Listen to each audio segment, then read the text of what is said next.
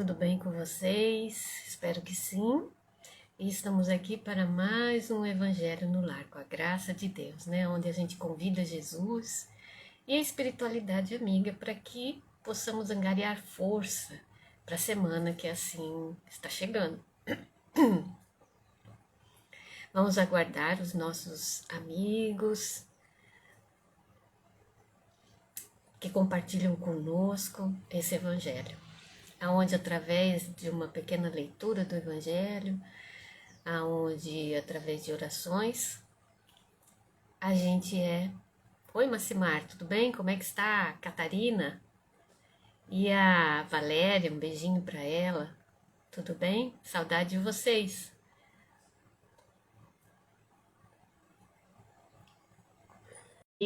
Sejam bem-vindos no Evangelho. Oi, Graça. Tá ao contrário. Tá. Oi, Cláudia. Se não tiver ao contrário, não sou eu vivo ao contrário. Né? Ó. Nossa boa tarde. Boa tarde a todos. Tudo bem? Aqui, deixa eu falar para você quem é que já entrou na nossa sala. José, Macimar, Marileide, Beatriz, Cláudio Santos, Bedel. Boa tarde, o Macimar está falando. Boa tarde, Graça, Catarina e Michele. E o Cláudio muito paz e luz. Boa tarde, paz e luz para todos. Que bom encontrar com vocês mais um domingo aqui, encerrando o nosso domingo, já pensando em o próximo. Claro, mais uma semana noite, tudo bem? Trabalho, né? Vamos lá. Tem mais gente aí? Ieda, Aline, entrando. Uma Aline. Boa tarde para vocês, que ainda faltam alguns minutos para as 18 horas, para as horas sagradas, não é? Para as horas sagradas, a hora do Ângelus, onde a gente sabe que Maria Santíssima percorre muitos lugares, não é? Para resgatar tantos irmãos que a gente... Não sei se foi, Angelina, tudo bem, querida? Angelina, boa tarde. Macimar, meu querido amigo, e tantos outros que estão aí, não é? É muito bom a gente. Como é que está a imagem? Como é que está a voz, o som? É sempre bom a gente saber que os amigos nos deem aí um feedback. Né, Graça? Que a internet está ok. Eu estou te escutando direitinho. Não está picotando, não? Não. Então tá bom. Se não está, vamos ver aí para todos que estão presentes. Se alguém fala aí pelo chat se está bom. A Angelina disse que está bom. A Tati então entrou. Bom. Oi, Tati, tudo bem? É a Japa, né? Isso. Carol. Ela tá... Carol Areia também entrou. Obrigada, Carol, fazer parte desse grupo de orações, não é? Tão bom a gente poder orar todo mundo junto, não é? Nesse momento. Tantas pessoas precisando de orações, sejam porque estão enfermas do corpo físico, seja porque estejam aí com as suas dores morais, com as suas dores silenciosas, não é? Silenciosas. Quantas pessoas estão com as dores silenciosas e não tem muito, às vezes, com quem falar, e nesse momento conversa com Jesus, vai nos acompanhando também com as nossas reflexões. Somos pessoas que também precisamos de oração, somos pessoas que passamos muitos tormentos, né, involuntários e voluntários, né? Então, é sempre bom que a gente possa dividir com vocês. Aqui ninguém tem, não somos nenhumas pessoas mais santas do que ninguém. Somos iguais a todos, por isso nos reunimos e pedimos a Jesus que nos abençoe e a Maria Santíssima também. E, ó, vamos com a nossa aguinha, porque ao final a gente sempre pede aos benfeitores para virem e colocarem as medicações que nós necessitamos, tanto para a cura das nossas células físicas que estejam adoentadas, como também para o fortalecimento dos nossos espíritos. Bem, não sei se já são 18 horas, o padre já tocou? Já é 18 horas. Então vamos fazer a leitura. Bora lá, no Minuto com Jesus, pastorino. Não julgueis para que não sejais julgados. Esse é um versículo de Mateus, versículo 7 a 2 e do Lucas, 5 a 37. Não agrida ninguém. Na hora do imprevisto, acalme-se. Em clima emocional, o raciocínio não é o mesmo. Você, em certos momentos, pode considerar-se atingido na sua dignidade. Mas lembre-se que a verdadeira dignidade não se deixa ferir. É invulnerável. Manter serenidade nas horas calmas é fácil. A virtude é para os momentos difíceis. Você nunca tem o direito de agredir seu semelhante, mesmo que se veja afrontado injustamente. Compreenda e perdoe. O mais importante é que você esteja em paz com a sua consciência. Muito bom. Essa página é interessante. A gente até tem aqueles crimes passionais, né, que são crimes movidos pela emoção, e na verdade a pessoa não está na plena consciência dela, né? Ela se deixa agir pela emoção, e a emoção às vezes ela tolda muita coisa. A gente interpreta o outro de outra forma. E depois a gente se arrepende amargamente disso, porque a gente começa a perceber que não é exatamente da forma como a gente leu.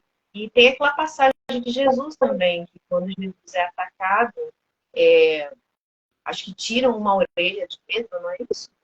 E em vez de Jesus atacar, não, Pedro ataca um soldado e arranca a orelha dele. E Jesus fala, não, não vamos fazer isso. E pega a orelha e devolve para o soldado, né? Coloca a orelha de volta. Então, acho que isso fica muito claro. Mesmo ele sendo justamente atacado, ele não quis fazer o mal para aquele soldado, né? E ele ensinou isso aos discípulos. Então, que a gente tenha serenidade, recorra à prece. Eu acho que a prece é uma boa opção para a gente parar e pensar. E mesmo que a gente seja atacado injustamente, que a gente tenha forças para perdoar e seguir em frente. O mais importante é que a gente tenha a nossa consciência tranquila, né? Então, essa é a mensagem de hoje. Vamos à nossa oração. Exatamente.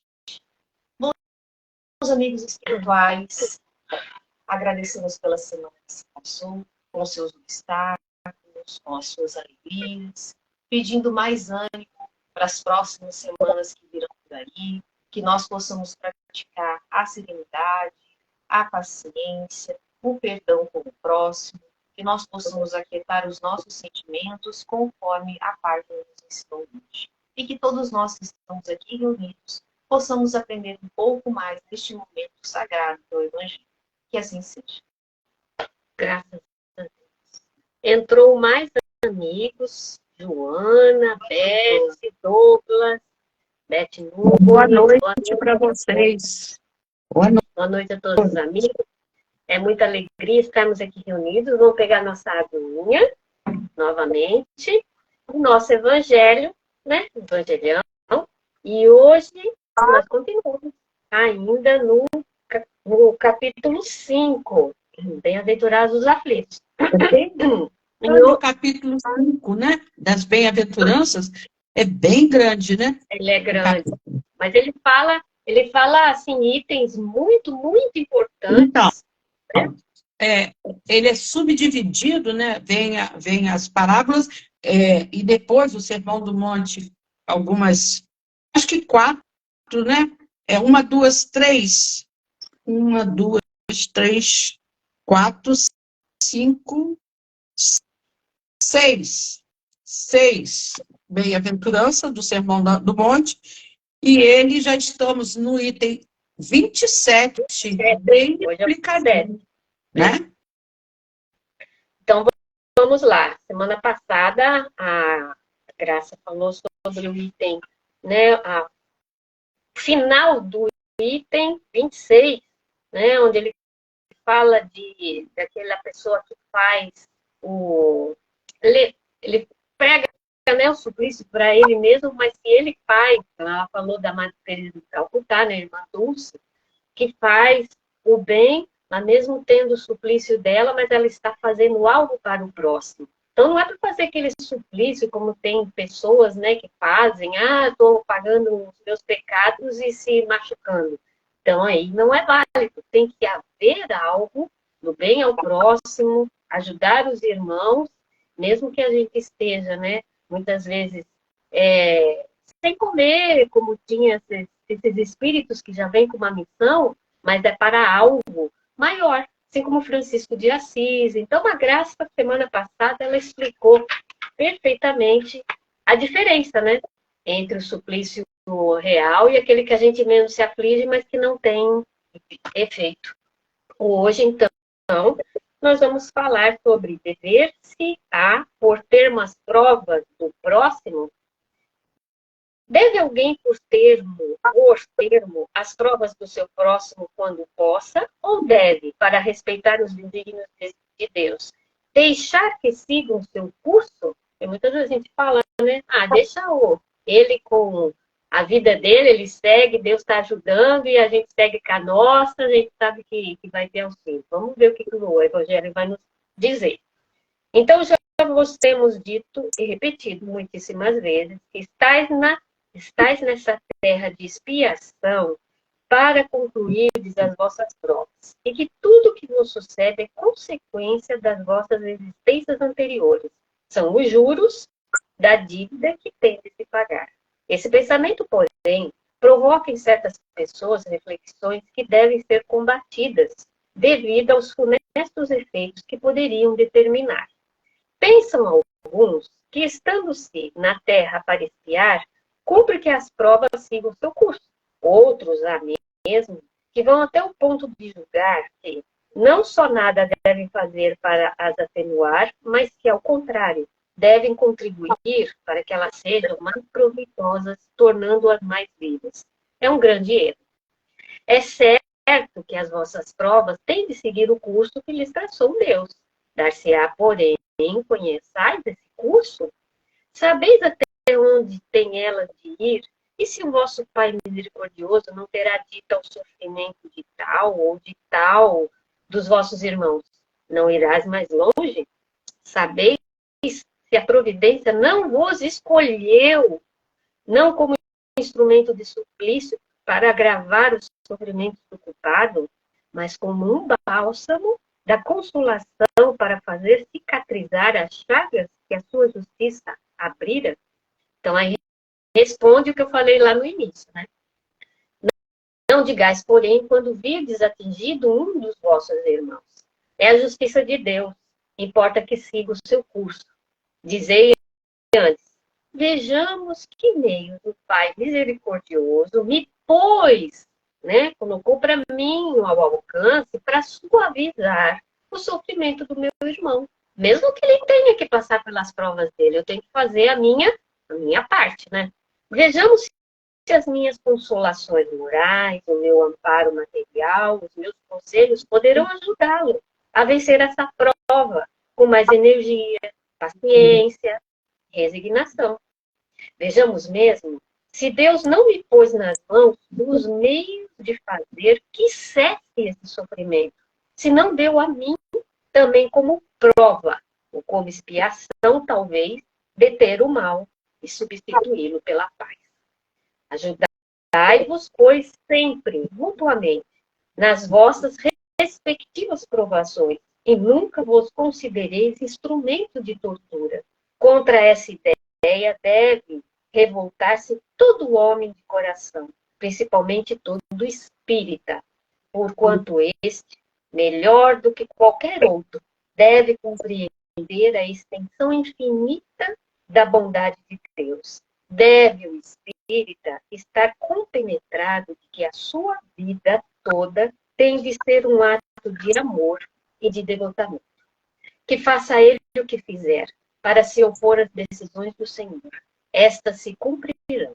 Pode, portanto, sem receio, empregar todos os esforços por atenuar o amargor da expiação, certo, porém, de que só a Deus cabe detê-la ou prolongá-la conforme julgar conveniente.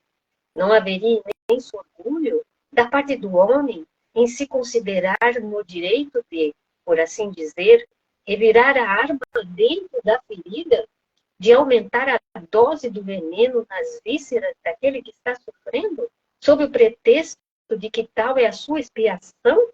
Oh, considerai-nos sempre como instrumento para fazê-la cessar. Resumindo, todos estáis na terra para expiar, mas todos, sem exceção, deveis esforçar-vos por abrandar a expiação dos nossos semelhantes, de acordo com a lei de amor e caridade, e quem nos disse é um espírito protetor, Bernardino, lá de Bordeaux, 1863. Bonito, né? Item bonito. Eu acho um item autoexplicativo. É bastante. Porque nos traz grandes reflexões e bem colocadas, não é? Até que ponto eu, como ser humano, que sofro e que vejo outras pessoas sofrerem, eu tenho que ir lá e botar mais a mão na ferida do outro e machucar mais, né? Até que ponto eu preciso, e falava isso na semana passada, me autopunir, eu ficar né? Hoje em dia, os psicólogos, os profissionais que trabalham com a área da emoção, eles sempre procuram levar para a gente o auto-perdão, o perdoar as ofensas, né? Justamente para nos tirar desse sofrimento que já é parte da nossa expiação. Nós não estamos na terra de férias, né? A Roberta Zagueto, ela sempre fala que nós não viemos com passaporte, nós viemos com carteira de trabalho. Então, nós estamos aqui, não é? Ela fala sempre, nós não estamos aqui com passaporte, só para passear, andar de férias. Não, nós podemos até, de vez em quando, tirarmos nossas férias, não é? E as férias mentais também, né? Há momentos de angústia e outros, né? De tranquilidade, de paz. Então, a gente tem que aproveitar tudo. Agora, cabe a nós ver uma pessoa, isso eu já ouvi de várias pessoas. Fulano está... o pessoal antigamente falava, fulano é aleijado, mas Deus marcou ele, sabe por quê? Deus sabe por que marcou ele. E nunca a pessoa tinha aquela sensibilidade de que, se o outro estava passando por aquela provação, cabia a ele que não estava e que tinha uma situação mais estável, ajudar. Sim. Auxiliar, não é? Nós tivemos um tempo na Associação Luz do Amanhecer, e a Associação Luz do Amanhecer foi criada justamente porque uma mãe buscou ajuda para um filho, né? A Rosemar foi atrás de uma ajuda para o Thales, o filho dela, e ela não esconde isso de ninguém, ela dá entrevista e fala, e não encontrava, mas encontrou outras mães que estavam na mesma situação que ela, que queriam que o filho fosse atendido, seja na parte física, como na parte espiritual, como na parte moral, e também em todo um contexto de diminuir o sofrimento, tanto das mães, das crianças com paralisia cerebral, como das crianças, não é? Se veio ao mundo, aquela mãe buscou o quê? Buscou aliviar a dor do filho. Porém, ele encontrou 8 mães com o mesmo problema dela. Então, elas conseguiram uma casinha, alugaram e iniciaram muito devagarinho um atendimento, aliás, sem nenhum tipo de cuidados, no sentido de que elas tinham neurologista, de que elas tinham psiquiatra, que elas tinham psicólogo, de que elas tinham educador físico. Não, elas iniciaram. Uma tinha que trabalhar, deixava a criança lá, a outra olhava, e assim elas construíram uma ideia e um ideal de que meus filhos precisam ser inseridos na sociedade. E ela dia contou para mim, e isso me marcou muito, que ela começou a observar que o menino nunca era convidado para nenhuma festa de criança. Ele era uma criança que não tinha estímulo, assim, não apresentava nenhum estímulo físico, né? Bem paralisado mesmo. Hoje não, o Thales responde com o olhar, responde com a cabeça, mas ele não era convidado. Então, aquilo doía muito quando tinha festividades próximas, que ela ouvia o parabéns, e o Thales dentro de casa, sem poder, nunca tinha recebido um convite para participar de um aniversário de uma criança. Hoje, elas fazem o aniversário das crianças todos os meses. Hoje tem neurologista, hoje tem fisioterapeuta, hoje tem TO, hoje elas estão abastecidas. Mas imagine se essa mãe não buscasse inserir esse filho que veio com uma dor, um problema muito grande e que esse problema afeta muito a família. Afeta todos da família, porque não anda, não fala, não se comunica, as dores que sente são, você percebe quando geme, ou quando a alimentação para dar é muito difícil. Eu, quando cheguei lá para fazer um trabalho com elas, eu disse assim, olha, eu trabalho com a parte legal da casa, eu ajudo a legalizar, mas eu não dou comida a ninguém, porque a alimentação é uma coisa assim, muito problemática. E eu tiro meu chapéu agora para o Nelsinho, para a Rosângela, que está lá em cima, há muitos anos com elas, né? Porque eles têm uma facilidade de lidar com eles muito grande. Começaram sozinhos, eles e as mães. E quando foi, depois de uns 8 meses que eu estava lá dentro, eu me peguei, depois é que eu refleti, dando alimentação a uma criança.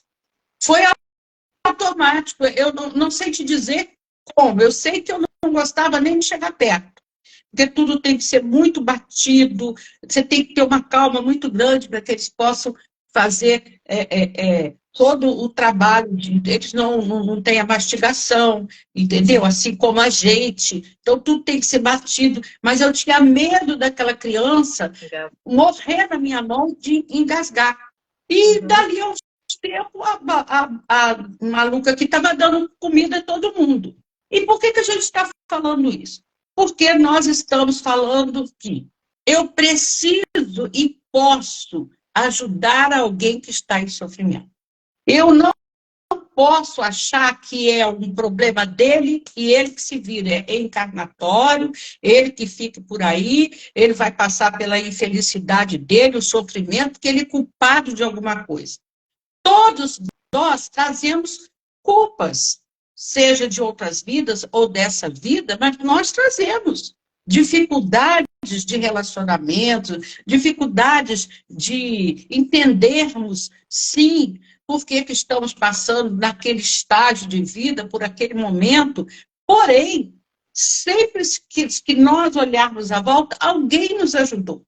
Com uma palavra amiga, com um impulso, com um emprego, enfim, sempre, se nós observarmos, teve alguém que nos ajudou a cicatrizar uma ferida aberta num determinado momento da nossa vida. E para que nós possamos conversar um pouquinho mais sobre esse tema, eu quero trazer um tema que essa semana foi alvo de muito questionamento na internet, que é o transplante, né? Quantos de nós, são 60 mil pacientes à espera de transplantes no Brasil. E aí, quem vivencia o dia a dia das pessoas que necessitam de doações de órgãos, sabe o quanto essa situação é delicada e ainda repleta de tabus, não é? E aí a gente não está falando de um processo de que você é obrigado a doar um órgão, o seu ou de alguém, porque nós estamos aqui e sabemos que estamos de passagem. Quando iremos, de que forma iremos, isso é uma situação que não nos cabe questionar aqui. Mas entender o trabalho realizado com uma família e conosco mesmo no processo de doação é importantíssimo. Primeiro é entender que esse processo de doação de um órgão, ele não é feito com uma pessoa ainda com o cérebro trabalhando, comandando tudo. Não, os órgãos estão paralisados. O que os médicos mantêm vivo? O coração. Eles precisam só do coração trabalhando através de uma máquina. Desligou a máquina, cessou a vida. Não tem mais como. Eles precisam de que o coração envie sangue para os órgãos para que eles possam se manter utilizáveis. Fechou o canal que está estimulando o coração, acabou a vida. E aí nós ficamos pensando assim, quanta dificuldade tem uma família de dizer assim, pode fazer um transplante de órgãos. E eu me lembrei, existe um programa estadual de transplante, onde a gente tem uma coordenação de profissionais que vão lidar com essa família. Que nós temos que respeitar a dor daquela família, o luto daquela família, que até o último instante ela se apega no sentido de que aquele ser vai viver.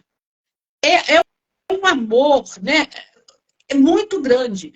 E as pessoas, os médicos, só começam a sugerir isso para o programa quando eles têm a certeza absoluta de que não tem como a pessoa retornar. Porque os demais órgãos, ou a maior parte dos órgãos, principalmente o cérebro, não tem mais vida. E nós pensávamos numa amiga que estava com a mãe aqui no hospital de Três Rios, a mãe estava muito doente e internada, e ela disse que, de repente, assim, foi feito um silêncio muito grande no hospital, era mais ou menos 1h30, 2h da manhã. E ela saiu para chamar, eu acho que era o horário da medicação da mãe, mas o silêncio estava muito grande. E ela disse que aí ela viu, assim, o corpo de enfermeiras, assim, todas elas de cabeça baixa, mão posta, e viu quando veio o corpo de uma pessoa ainda na maca. E ela disse que ficou quieta, cheio de médico, todo mundo, muitos enfermeiros. E quando terminou a passagem, tudo, que ela perguntou, o que é isso? Ela falou assim, bem, é uma pessoa que vai para ser retirada dos órgãos. É um transplante que vai acontecer. Quer dizer, vai retirar os órgãos aqui e levar para o Rio, porque lá vai ser feito um transplante. Então, ela disse que ela se emocionou, porque todo o corpo de enfermagem estava muito emocionado. Eu falo, eu fico até arrepiada. Entendeu? Porque ali estava a esperança de outras vidas, de muitas outras vidas.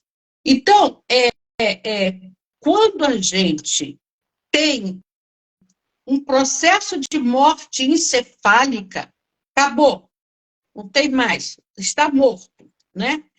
E ele é identificado como um possível doador, aí começa a abordagem à família.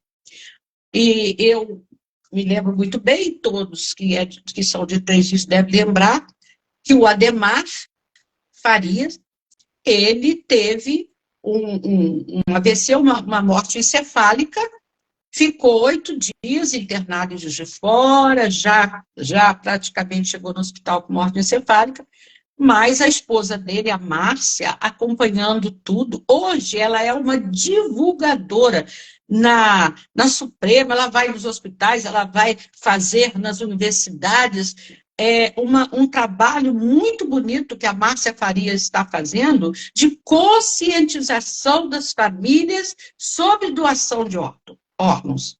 Porque é difícil para a família, é muito difícil. Você ter um filho ali e dizer, não tem jeito, né? Não tem jeito, meu Deus! E aí alguém te abordar no sentido de que não tenha culpa, não se sinta culpada, porque você precisa identificar dentro da família quem é aquele que tem uma condição de abordagem dos demais, no sentido de que aquela família aceite, não com culpa, né? Não com aquela dor. É aquele que tem influência na família e que dê segurança a todos de que aquela pessoa pode resgatar a vida de muitas outras. Aquela pessoa pode ajudar muitas outras, porque para ele não existe mais a possibilidade de vida normal, de vida. Então, a hora que desligar o aparelho, ele está morto. Ele só está tendo estímulos para que ele possa manter vivo o que eles precisam, os órgãos que eles precisam. Porque a hora que... Oi. O Macimar está falando que ontem fez 1 ano da passagem do Ademar. Então, um ano que o Ademar foi um anjo na vida de quantas pessoas? Quando a Márcia aceitou assinar o documento e permitir a retirada de órgãos, quantas vidas o Ademar salvou? Então, é preciso que a gente que não se esqueça que nós estamos no Setembro Verde. O que é o Setembro Verde? É exatamente o momento, o mês que eles dedicam à campanha da conscientização da população sobre a importância da doação de órgãos. E há pessoas que ficam assim, oi. O Ferrari falou, tem o outro lado também, a família que fica ansiosa, esperando a doação de um familiar que tem o rim que parou. O rim, o coração, as córneas, não é? Pulmão, gente, o fígado, tem tudo pode ser que dê para ajudar alguém. Então, 27 de setembro é comemorado o Dia Nacional da Doação de Órgãos, né? E é preciso que a gente entenda que eu, naquele instante em que estou doando o órgão de um filho ou de um parente, ou que eu estou me predispondo, já falei aqui com todo mundo, pode tirar tudo que servir, já está velhinho, mas tem umas coisas que ainda dá para o gasto. Pode tirar. E podem ter certeza que se for na minha frente, se depender de mim, vai fazer a doação. Mas será? Como é que esse espírito chega na espiritualidade? Gente, um gesto de amor só pode conquistar amor. Um gesto de sobrevivência da vida de alguém só pode conquistar bons amigos espirituais, médicos, estarão ao nosso lado. Então, não tenham medo disso aí. Isso é salvar, isso é eu. Ajudar o irmão que está na caminhada, sofrendo muito, diminuir o sofrimento dele. É para isso que Jesus nos ensinou a sermos irmãos, a sermos criaturas que vieram para sermos irmãos sirineus. Olha que exemplo, né? Quando Jesus cai com aquela cruz e Jesus aceita que em alguns instantes aquele homem carrega aquela cruz. Quantos de nós podemos sermos irmãos sirineus para o outro que está passando fome, para o outro que está precisando de um transplante de órgãos e nós temos a oportunidade, não sei, né, não sei que dia, que hora, mas que fique claro que doação de órgãos é exatamente para que nós possamos diminuir a dor do outro, oportunizar no outro ser alguém que continue a trajetória daquele que não tem mais condição de fazer, não tem mais condição de ajudar. Então, é preciso que a gente possa... A Angelina também colocou aqui uma consideração. Daí a necessidade de aprender a doar. E quando estamos a caminho, a praticar o desapego, caminha para essa caridade. Com certeza, Angelina. Né? Quando nós estamos na nossa trajetória de vida, quantas coisas alternativas que nós temos a oferecer. E quantas alternativas são oferecidas para nós vencermos momentos de dificuldade. Nós aqui chegamos à doação ao final de um ciclo de vida e o início de ciclos de vida para outras pessoas.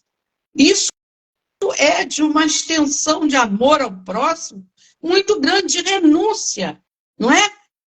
Você renunciar a aquele ser que você acredita que não pode morrer, você renunciar à convivência por mais meia hora, 1 hora, 2 horas, com aquele ser, dizendo assim, não, pode fazer. E é natural que a família sofra o luto, a dor, o sofrimento. É bom até que não saiba realmente quem é a pessoa, né, que recebeu, como agora a gente está vendo aí, né? É preferível, muitas vezes, a gente saber que foi útil para alguém. Eu me lembro que saiu há pouco tempo um vídeo sobre uma criança, né, que chorava muito, e aí o doador, a mãe morreu, e foi retirado o coração dela, e o doador veio para conhecer, e o que recebeu veio para conhecer a criança, porque a mãe morreu no parto, né? E a criança encostou no peito dele e ficou quietinha. Que bonitinho. Quer dizer, ouvindo aquelas batidas que ela ouviu 9 meses do coração da mãe, enquanto estava no ventre da mãe. É muito importante nós sabermos que a nossa vida é para servir. Nós não viemos aqui para sermos servidos. Nós viemos para servir. Nós somos instrumentos para ajudarmos alguém. Porque nesta roda de vida, ora você é ajudado, ora você tem que ajudar. Nós não viemos aqui somente para recebermos, mas também e principalmente para servir. Né? Jesus foi, quando ele coloca, não é? Antes dele lavar os pés, né, dos discípulos, ele se veste com um tecido que era próprio dos servos, dos escravos, dos servos, porque era escravo, né? Não era um servozinho qualquer, um escravo mesmo, né, que sofriam muito as imposições do Império Romano. E ele se cinge daquilo e abaixa e lava os pés, não é? E quando Pedro diz que ele não era digno daquilo, ele se abaixa e não permite que ninguém lave os pés dele. Então, ele ali demonstra a todos nós a nossa condição, não é? De servirmos a Deus acima de tudo. E servirmos a Deus através da preservação da nossa vida e a preservação da vida do próximo. Darmos ao próximo, com amor, aquilo que muitas vezes ele não tem.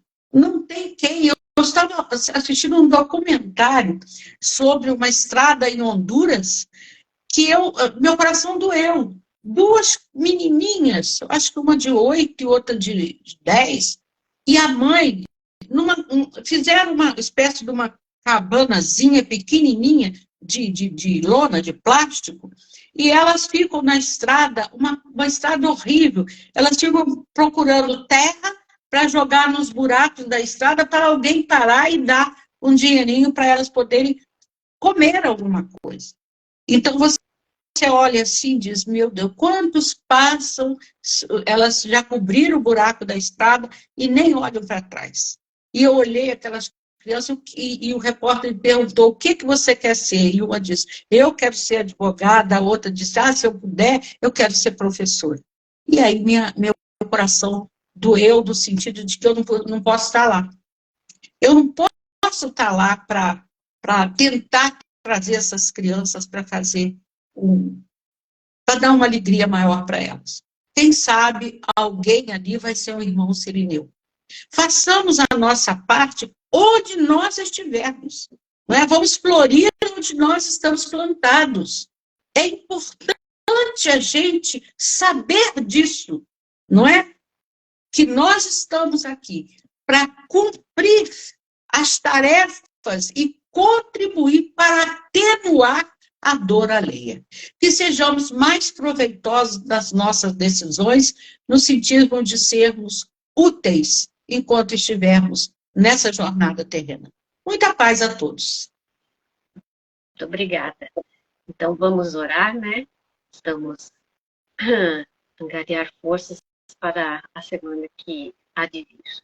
Fechar os nossos olhos e agradecer imensamente a espiritualidade amiga, a nossa irmã, que nos deu aí um esclarecimento para que a gente possa fazer a nossa parte da melhor forma possível, atenuando as dores dos nossos irmãos. Assim como pedimos a espiritualidade para atenuar as nossas dores. Sejamos o instrumento do amor, da luz e do consolo àqueles que vêm até nós. Agradecendo, Senhor, imensamente, este Evangelho do Lar. E contamos e pedimos o amparo desses irmãos, enfermeiros e médicos, para que fluidifiquem, magnetizem as nossas águas, colocando nelas os remédios, as vitaminas, os sais minerais, que o nosso corpo da matéria e o nosso corpo espiritual tenha necessidade. O nosso corpo da matéria, se tivermos o merecimento, a fé necessária, serão aliviadas as nossas dores. O nosso corpo do espírito, para que haja um maior esclarecimento, discernimento, paciência e calma diante das situações. Pedimos também, Senhor, aquele passe fraterno, que todos no ambiente do nosso lar sejam envolvidos pela luz do nosso Mestre Jesus, acalmando os seus corações e ajudando-os a recuperarem a sua saúde. Também pedimos, Senhor, para a nossa humanidade, para que todos, Senhor, sejam auxiliados no discernimento, para que haja paz entre as nossas nações. E que Jesus, nosso amigo e mestre, traga paz ao nosso coração. Mas o mais importante é que façamos com que a paz de Jesus entre dentro dele, praticando o amor e a caridade ao nosso próximo. Fique conosco, queridos amigos, hoje, agora e sempre. Graças a Deus. Graças Catarina, a Deus. Acho que semana que vem eu já vou conseguir ver quem está aí. Meu neto vai mexer no meu celular. E a todos que eu não dei o meu boa noite, fiquem com Deus, uma boa semana. É porque eu estou com um probleminha aqui que, às vezes, a maior parte das vezes não aparece quem está conosco aí no nosso evangelho, né? Sim. É que, das vezes, Graça, a nós aqui também, a gente vê um por um. Você tem que ficar mexendo. Como você está falando, é difícil você falar, né, e ficar mexendo. Mas eu acho que aparece sim. Tem que ficar rodando. Não, parece Tem que ficar rodando.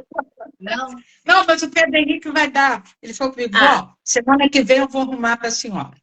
Então, muito obrigada a todos que participaram conosco, que Jesus nos abençoe, que tenhamos uma semana de muita paz, muitas realizações, porque a nós devemos entrar na semana pedindo a Deus trabalho. Né? Se tiver trabalho, está tudo bem. Beijo para você. Fiquem com Deus. Uma boa noite. Tchau, tchau. Tchau. Tchau.